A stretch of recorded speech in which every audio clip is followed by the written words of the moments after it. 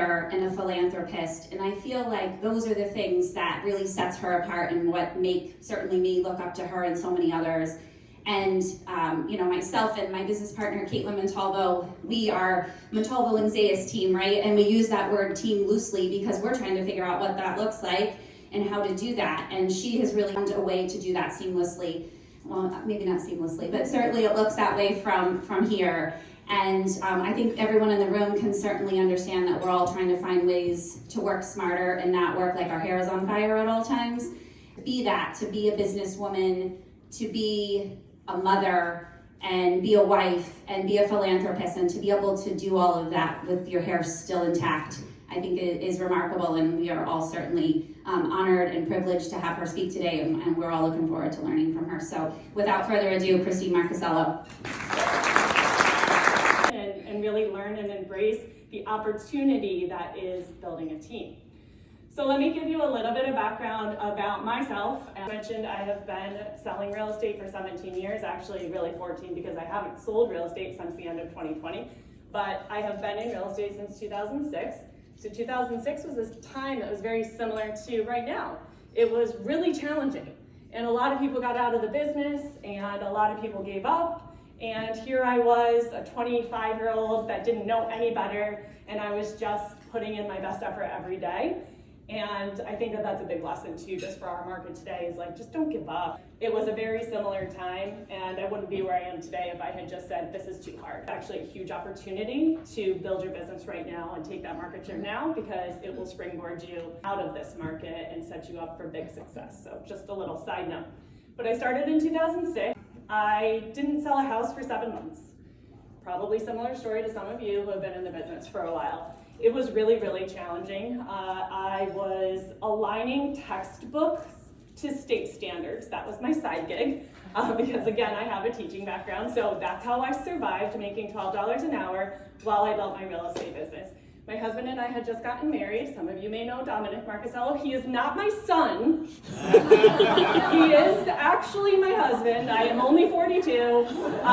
So all the people who have said, say hi to your mom, now you know, tell your friends.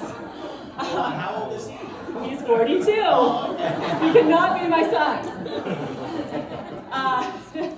So we had just gotten married. We had about $10,000 from our wedding, and that was make it or break it. We're going to live off that $10,000 while I do this, and we'll see what happens, because there was really no teaching jobs in New York at the time, and I did not want to be a substitute teacher driving to Granville every day, so I didn't. So I got my real estate license in 2006, didn't sell a house for 7 months, and lo and behold, on desk duty one day, which is what us old school people call answering your phone at your brokerage, we got a lead that bought the house they called about, which is like a miracle when that happens, right? So we got a lead that bought the house. I still remember him. I know his name. I know everything about the house. I'll never forget. I was so excited. It was a $480,000 house, and I never looked back. So first year was difficult, but I was really determined, and I won Rookie of the Year that year and went on to have a mediocre single agent career for several years. And I'm laughing about that because you don't know what you don't know, right? And when I was selling 10 houses, I thought I was so amazing. I'm like, well, 10 houses, like I'm making now like 50 or 60,000. I taught school in Florida. My salary was $28,000. Okay, so I thought I was successful. So spent those years just doing what I did. You know, I'm a shy person, like I just said. I keep my head down. I try not to look at people. Well, what do we say about real estate? It's a contact sport, right? Like that. Those two things don't really match up well. But I did what I knew how to do, which was to host open houses and to have the people come to me. And then I was like, I gotcha. You're in my web. You're not getting out of my web. So I just did what I knew how to do well. I answered the phones at the brokerage, and I hosted my open houses. And I got to a point over the next few years where I was selling about 30 homes a year. So now it's progressing. At that time, I felt pretty good. I had my first daughter. I think I sold 24 houses that year. I had my first daughter in 2010, had a second one in 2013. In 2014, something interesting happened, which is that my brokerage I was at sold. And I was faced with the first time ever considering, like, what do I do? Like I loved where I was, really amazing that I was the top producer selling $8 million of real estate. And I didn't want to go to a big brokerage, honestly, because just being vulnerable about it, I liked that position. And I didn't know what the future hold elsewhere, to be honest. And I met with several different brokerages, and I met with Carrie Weiss, thank you, and I just started thinking differently. You know, I won't go into the details of that meeting, but they were telling me things that I had never heard about. I was like, team? What's a team? Like, I don't think we had, you know, maybe 1 or 2 teams in our area at that time. I had no idea, no concept, and literally joined the brokerage just because I was curious. No other reason. I did not want a team. Did I want a team? I was like, I will never have a team. A team is ridiculous. A team is for egomaniacs. A team is, you know, all these things that were negative, and I didn't want it. Nobody could ever possibly be as good as me to my clients, like, not happening. Here we are today, I'm teaching a class about teams, so we know how that story ended, right? But in 2014, I started really learning about teams and why teams are built, and I realized that it's not really about an ego, it's about bigger things than that, and it's about your personal future and your personal freedom, and also the opportunity you can provide for others. So while I was learning about all that, I still was not convinced, and in 2016, I sold 65 houses on my own. My children were 5 and 2, 6 and 3, somewhere around there. And this is where the story gets really, really sad, because I literally purchased a camp and a boat so my husband had something to do with my kids while I worked. So that's just being honest with you. And I thought that was awesome at the time. So I was very proud of myself about that, and I just continued working hard, and then I had my 10-year anniversary, and I'm so sorry for all the people that have heard this story probably 50 times, because it's just so powerful to me that I like to tell it. But I had my 10-year anniversary, went on vacation with my husband, promised him I would not work. That did not happen, and it was not good. It was a miserable vacation because I couldn't stop working. I felt terrible about it. My husband was mad at me because obviously he was not in real estate at the time. He had no idea, just like probably many of your spouses. They just cannot understand what it takes, and they just don't have that perspective, right? So he didn't understand why I was doing this. He felt it was, you know, personal to him. It went so wrong that by the time I finally relaxed, like 4 days in, the vacation was almost over, and I just felt like this is rock bottom. This is my rock bottom. So this is a lovely drawing that my daughter made for me around that same time. This isn't up here because I'm proud of this. This is up here because this was the moment that I knew between that vacation and this drawing, something had to change. Because what was my top priority was not what was showing up in my life as my top priority. Absolutely not showing up. So I knew I needed to do something. So in 2016, I told my daughter, I actually showed her this last night, and I said, do you remember when we had a conversation about this? And she said yes, and so she would have been 6 at the time. She said yes, and she said, you promised me that you would work less. And I did, and I remember that. And that was the moment that I committed to building a team. So it was a pretty intense ride for me, and here we are today, I guess it is a long time, but to me it feels like yesterday in 2016, but that was 7 years ago. I hired Trista obviously in 2018, 5 years ago, and at the end of 2020, I stopped selling real estate. Like, what a trajectory and what a life change. And I don't say I stopped selling real estate because necessarily the right move, but that was what I wanted. I wanted time, and that's what I got by building a team. Okay, so that's just a little bit of background so that you can understand the perspective that I'm coming at this with. There's a lot of ways to build a team. There's a lot of, models around teams. There's a lot of perspectives, and I do not think any one of them is better than another. I'm going to talk to you about my experience, and I'm trying to give you the most well-rounded perspective as possible, but certainly there are a lot more ways, and I did not make this stuff up by myself. I have about 6 books up here that I'm going to recommend to you along the way as we go. And yeah, I'm just not smart enough to come up with this on my own. I just did it, and I'm going to share that experience with you. If I had stopped here, this was my 100% absolute max.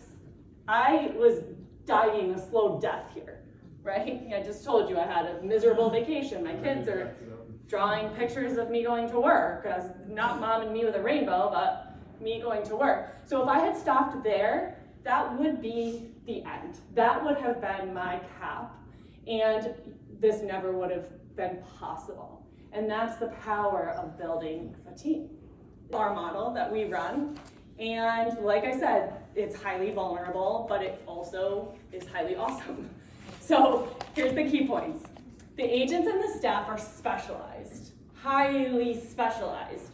Trista has never listed a house, and she wouldn't. And no one else, none of the buyer's agents have. They don't do that. They only sell.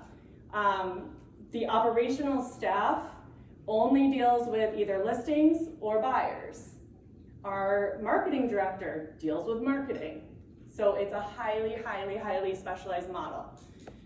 Precise skills are what's most important.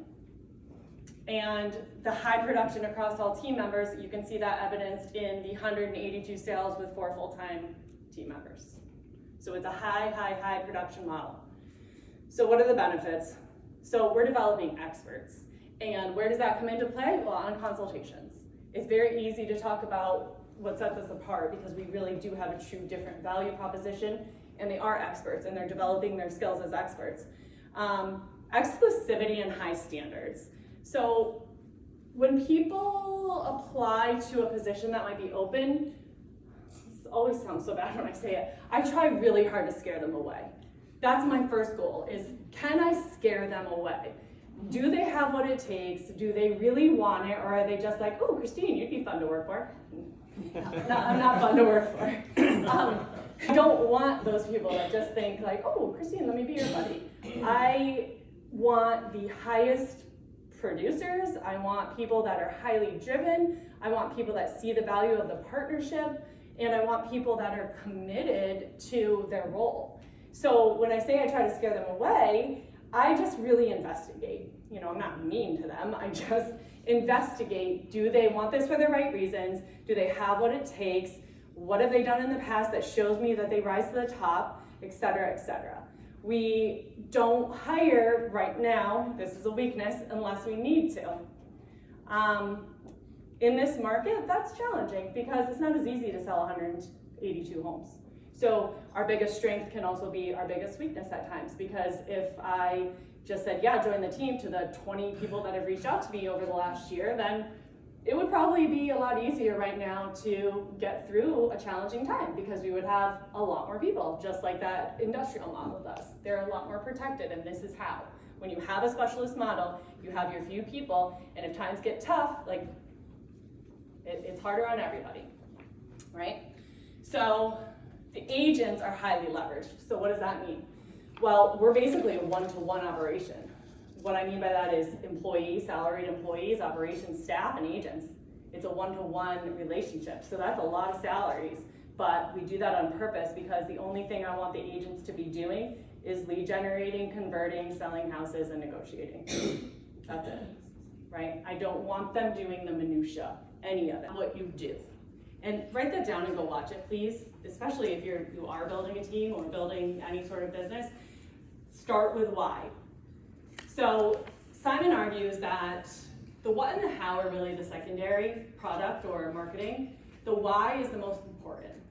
So he gives an example of Apple computers. And he talks about Apple's motto is what?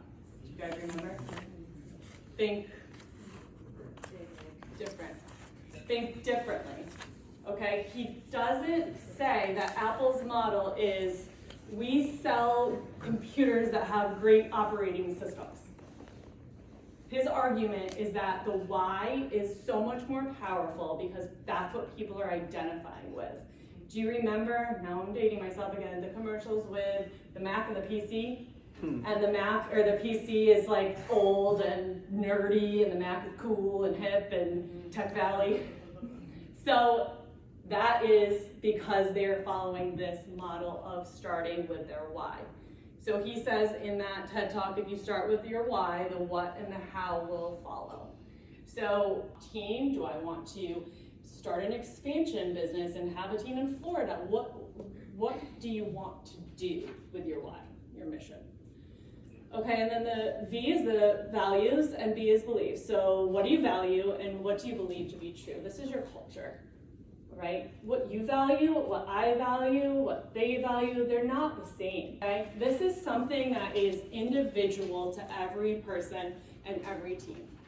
Because if you just try to copy it, it's nothing. I mean, it's just what my team is operating off of. It's not what yours is. This is your heart. This is the type of people that you want to attract to your organization. So when you're thinking about this, really put some thought into just asking yourself, what do I value? What do I believe to be true? Okay? Like, oh, but they're good. Oh, but they, sold homes before, and that's not enough. Maybe it is, depending on the type of team you're building. But for me, every mistake was because our values were not in alignment. Okay? So this is more important than your mission, to be honest with you. Team is filling gaps. So what I mean by that is if your 3-year model, which I will show you ours shortly, says I want to sell 400 homes and we sold 182 last year, that allows me to pretty quickly say, how are we going to get there? Okay, we're short, whatever it is, 218. So how do I come up with 218 sales? Well, now I can really work backwards from lead generation models, sources of business, and people to plug those holes and then strive towards those the best I can. But if I don't know where I'm going, then I'm just gonna say, whatever happens to me this year is where I'm going. Whatever happens to me next year is where I'm going. So it's not really a very purposeful way to grow, okay? Now, I'm going to wonderful, but who's coaching them? Who's helping them? Who's guiding them? Who are they calling when they have a problem or a question? Who's meeting with them one-on-one weekly? Who's fixing their tech problems? Who's doing all the things? Well, if you aren't careful, your web ends up looking like one to many. And guess who's doing all those things I just said? You. Well, if you're still in the sales business, do you have time to do all those things? Probably not. And people are feeling that, right? If you're supposed to be meeting weekly, you're like, this is great, I have a plan, we're gonna meet weekly, I'm gonna coach them and do all these things. And then every time one of your 8 people's meeting comes up, you've got an inspection. You've got to call somebody back, it'll be just a minute. It doesn't work like that. Or the people that stick around are not true talent because nobody would stand for that was. They want your attention and they want you to pour into them and they want to learn from you. And if they feel like they're constantly a bother to you, that's a recipe for a disaster. So when I say too many direct reports, what I mean is make sure that you have leadership opportunity as you build, okay? Everybody in your organization, when you bring them on, I mean, if you're building this industrial model, I guess it's different. I mean, there still will be opportunity, but maybe you're bringing on more people and they're not necessarily going to be leadership candidates. But the more purposeful you are with your growth, the more you should be looking for people that can be future leaders. I don't meet with everybody on the team. I meet with 2 people, and they meet with people, okay? So the more you structure it for that, the less pressure on you, the more opportunity for others, and the more chance you have to develop them into people that can develop the next round.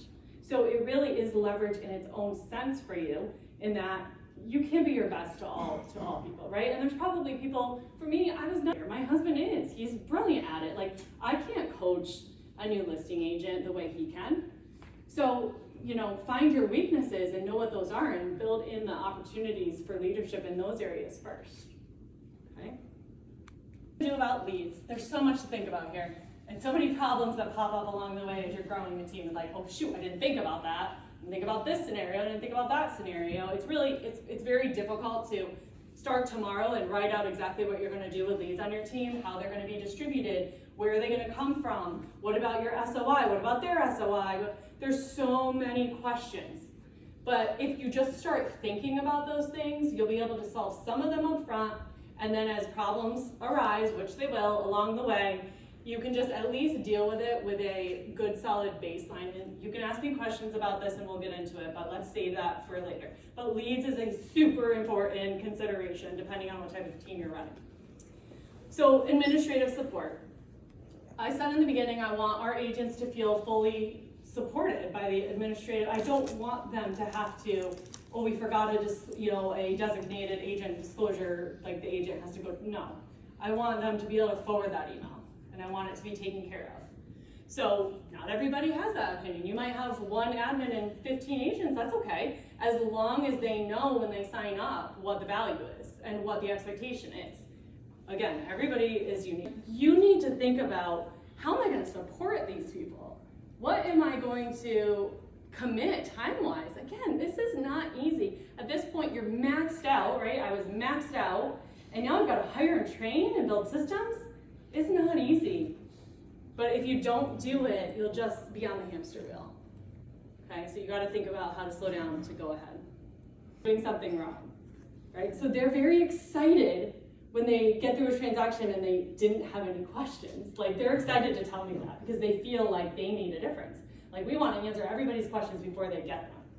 And that, people have questions, I get that, but I'm just saying to them, your goal is to be so good at communicating that there's no questions. How much money you made last year, try to think of the total, and you think about how many hours you worked on average, then you can do some simple math, and you're gonna divide up the total amount of money you made by the hours that you worked, and you'll see how much money you made per hour. My guess is that everybody's dollar per hour is much higher than they think it is. It's probably, I think when I did mine, just being honest, I'm not bragging, it was like $800. And you can hire a lot of people for $800 an hour. You can hire a lot of people for $20 an hour. Okay, like anything that you are spending your time doing that is a significant fraction of that, think about hiring for. Because I'm not talking about hiring to take a nap. I'm talking about hiring so that you can stay in your gift zone, which is selling. Okay, so if you're making $200 an hour and you're cleaning your own house and mowing your own lawn and doing all these things that you might be able to hire out for $20 an hour, just think about that. But you have to commit to doing more of the lead generating activities that's going to produce your business. Again, not just necessarily to take a break. But that's important to know. So if you don't know how much money you make per hour, I would suggest going home tonight and trying to figure out how much money did I make last year. People always overestimate how much they work, even I. When I say I worked a 100-hour week, I probably did it. It just feels that way, right? Because you're constantly on your phone and you're constantly replying to people. But I was like, I probably won't get anybody very good for that type of money. Like at the time, that was a normal type of starting basic administrative salary. But I decided to pay $40,000, which was just so much money to me. Like, that was insane. But I don't remember where I read this or heard this, but the point was, all you really need is 3 months. You don't need a year, because you're going to be deciding every month whether or not this person is right. So by the end of 3 months, they're either going to have made an impactful difference on your business, or you're gonna know they're not right, and you're going to start over, or you're going to quit, one or the other. So if you can just stomach 3 months of a salary, then it's really all you have to do. You don't have to think. I mean, again, I saved $40,000. That's me. I was ultra conservative. I didn't want to be able to not pay this person if everything went to hell tomorrow. So I did that. But really, if you can save 3 months, then you're either going to have already made up that money in their value, or you're going to be able to say, well, that was a $6,000 mistake, but 6,000 is better than 40. That's one of the biggest mistakes in hiring as well, is people are quick to hire and slow to fire. And that was, the buyer agent transition was very difficult for me, but the assistant was more difficult, because somehow I wrapped my value up in perfect listings, perfect MLS descriptions, no spelling errors, perfect, beautiful flyers. I took the best wide angle photos, okay? all these things, right? The stories, wide angle photos were a very progressive thing when I was selling. I had my Olympus point and shoot wide angle camera and no one else did. But see, this is the problem, right? I was very proud of these little stupid things that are very easy to leverage off, and was just ridiculous that I was doing all these things still at that level, selling 65 homes. Oh my God, like again, gives me like serious panic attack thoughts because that's just ridiculous. But I was so attached to nobody can do it like me, and even if they try, there's going to be mistakes and there's going to be problems, and my clients aren't going to think. If you want to know the truth of it, it's because I was getting so many good feelings from my clients, right? And like the service I was providing to them. And Eric came up to me at the beginning and he was like, the last time I heard you speak, you were talking about juggling balls, and they're all rubber except one is glass, and the glass one is family, and if you drop it, it's broken, right? So, and I appreciate you bringing that up because that's like, when I was speaking about that was probably 3 or 4 years ago, and I was in it. I was in that moment where like every day I was choosing to drop that glass ball, right? And I was keeping the rubber ones afloat just fine. And I was getting my value from doing such a great job to my clients, and I thought that was just great. Like I just, I'm setting a great example of being a working mom. Like I was telling myself all these things, which are true, but the one thought that stuck with me during that speech was something I said then, which was, every time you say no, what you're really saying is it's not a priority. And I was saying no basically only to my family, and everything else was what I was doing and saying yes to. And that was a hard moment for me. Like that girl going to work drawing and the vacation and that thought, I was just like, wow, that's disturbing. But that's where I was at the time. Now that this is one of the biggest mistakes that people that should be in a leadership position make, because they don't do what they're gonna say. They don't do what they say. They don't fulfill their promises. They don't deliver on the vision that they cast. They don't show up for their meetings. They always have excuses. That's not good. People in your organization that really are talented, that want to learn and grow, will not stand for that, and they will leave. So if you can't keep people on your team that you do think are good, you really need to think about your leadership, okay? Do what you say you're gonna do. It's so simple. One big thing that we work on, like with the leaders on my team, I tell them, this cannot come into a meeting. It can't, because here's what happens. Oh, like, how was your week? Oh, hang on, I got this like important text. I'm like negotiating this. Okay, so tell me again. I'm sorry, I didn't hear anything. So, oh, one more thing. Like, that cannot happen. That's not okay. That is rude, and it's a disservice to your team member. So, phones cannot come into meetings. Basically, months locked into my office, building systems. Everything that I did was in here. And I knew exactly what I did, but she had no idea what I was doing. And I couldn't expect her to do her job in my head. So I had to commit, as hard as that was, to going into that office and sitting there, painfully, building systems. But the surprise was, you think like, I can't do that. It's so much, I do so many things I could do. That would take me years. It doesn't. It takes a month. It only took longer because I was still selling. I sold 75 homes that year with an assistant. Like I was tired. I didn't have so much time to spend with her building systems, but I spent as much as I could. And I was there every day, and we built them, and they are gorgeous. But we did that work. Like we put in that effort. We built the structure. We built the foundation. I mean, transactions too, guys. Like, it can't always be win-lose. You've been in those transactions where every negotiation your client's losing, and you're like, they're going to bail. Like, they need a win. You need to give them a win. Like, we've got to find some sort of, you can't just be your way all the time. So think about it from a transaction perspective. When there's give and take there, and it feels like, okay, I had to give up on this, but I got this, like, it's a win-win. So on the leadership side of things, it can't always be about me. Like, I try to overly make decisions that are in favor of others so that when I do need to make that decision that is for me, they'll be like, I can give you this one because it's a win-win. Okay, that's important. Trying to think about how it can be a win for you and a win for me, right? Together, everyone achieves more. Is that real? Or are you just saying that? Or are you just painting it on your wall? Believe it. Pinnacle leadership is, big global leaders, visionaries. But this one, anybody can achieve. Personal development, and that is what I just talked about in the last slide, the care and candor conversations, the growing others, the giving, providing personal growth, making sure that you're finding a win for them. All of those types of things are what lead to you having the highest level of leadership and the most authentic relationship, I think, too, with your people and with others. I said, okay, I'm done, I can't do anymore, and I hired Trista first. I would have no systems to provide her. I would have had no transaction help, no marketing help. I wouldn't have been available to do any coaching with her, and I could have just thrown some leads at her. That might have worked for a little bit of time, but the reason she's still here 5 years later is because it was so structurally set up that it was a plug and play. It was a come in and all the problems are solved, now just sell houses.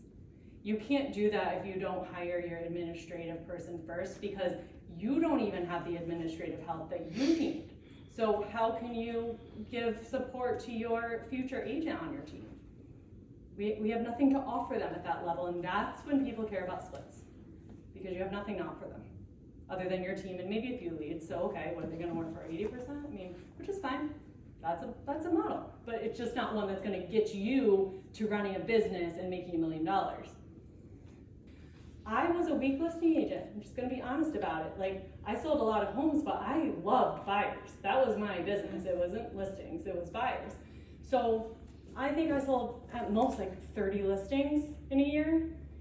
I just said Dominic sold 90. Like, that's his strength zone. So like, I know that a business is more profitable if you stay in listings longer, but for me, that wasn't gonna happen. Like, I wasn't good enough at it, to be honest. So I needed to get out of my own way and bring in somebody that could actually convert on listing appointments. So that's what I did. So decide what your weaknesses are or what you frankly just don't want to do. And those should be the jobs of your first hire. And as the business grows, my first assistant did everything. But as it grows, I said to her, pick something, transactions or marketing? What don't you like? And it was marketing, so we hired a marketing director. She stuck with the transaction. And then every time you grow, you'll need to layer an onion off and give away the weakness and hire somebody who's excellent at that. Yeah, so it was a slow progression. So Dominic was a physical therapist, for those of you that don't know. And Dominic also has Crohn's disease, so he had health issues that made it very important for us to have healthcare. And our biggest conversation was around healthcare, because he was provided excellent healthcare. It was complimentary at Saratoga Hospital and all the surrounding departments and everything. So that was honestly our biggest conversation. I knew that he could make $70,000 in real estate. That was not a concern. But our insurance costs today are almost $40,000 for our family for the years because of the type of insurance he needs. That was so it was like, okay, your salary is 70 or 80 or whatever it was. Now you need to make another 40 because we were all insured under him, right? Now you need to make another 40. So now we're looking at $130,000. That's a risk. So we were like, you know what we're gonna do? What's the part-time schedule at the hospital that you can work to keep your health benefits? So he went part-time for 2 years and he did what we call ISA, right? So I told you, I'm terrible at lead gen. I wasn't picking up the phone, I wasn't making cold calls, I wasn't very good at converting home light leads or any of that type of stuff. So I had him do that. Brilliant, right? Except the problem was, who's going on the appointments? Me, and I struggle with, so you're a seller and it's not a warm, friendly seller now. It's a cold seller. They don't want to like me. I can't just show up and smile and tell them all the wonderful things I do and they sign on the dotted line. Now it's somebody that doesn't like me, doesn't want to list with me, and I have to sell them, and I'm like, I'm not good at it. I did my best and I was converting at a 40%, and my coach at the time was like, get out. She basically forced me out. She was like, get out. You're this isn't a strength zone for you. You are possibly the worst listing agent that ever lived. I knew what to do with a listing. I knew how to sell it. We were good strategically, but I wasn't a good closer. I wasn't good at making people uncomfortable. My strength is making people comfortable. So sometimes in sales, right, you have to make people uncomfortable to put them into action, and he's excellent at that. So she's like, send Dominic. Guy's never been on a listing appointment, but he's heard me talk real estate for 14 years, right? So he starts going, and sure enough, he's converting 70-80% of cold listings. And we were like, done, you're in. Yeah. Haven't looked back since then.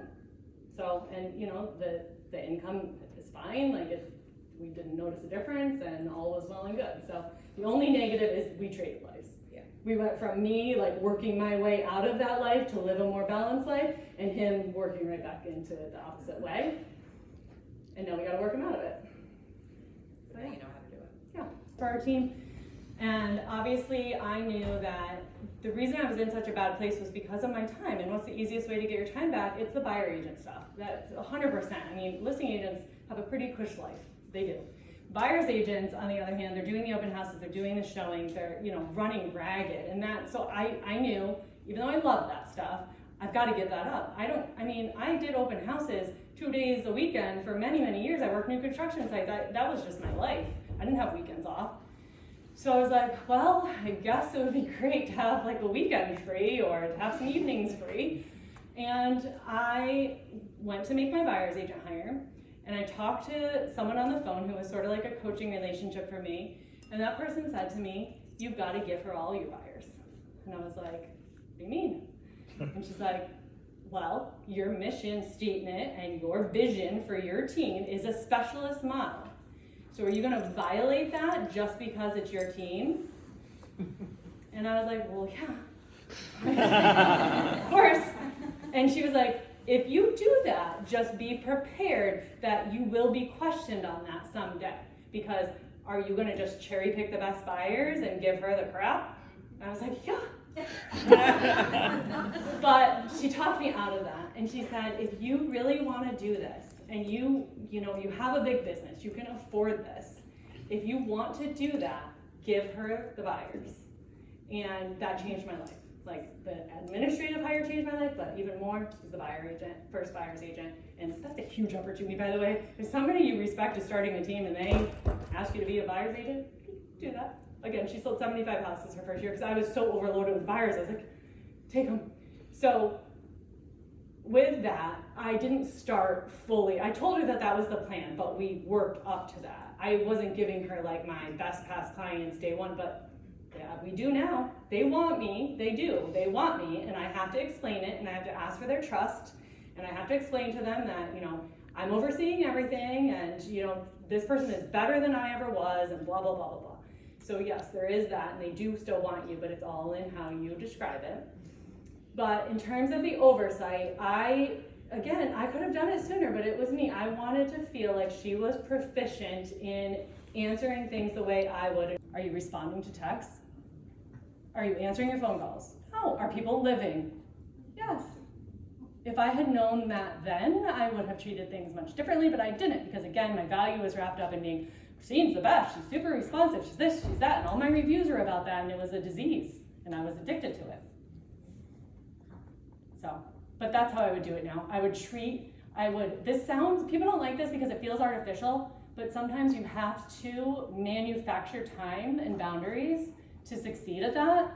So I would have manufactured time where it was one-on-one time, right? Children don't remember the great trips you go on and all the like special things you do for them or what you buy them or the birthday parties you give. They remember your time, And I'm just lucky that my kids were little before I figured this out, so they're gonna have fine memories now. It's gonna be okay, But at the time, I wasn't seeing them all that much.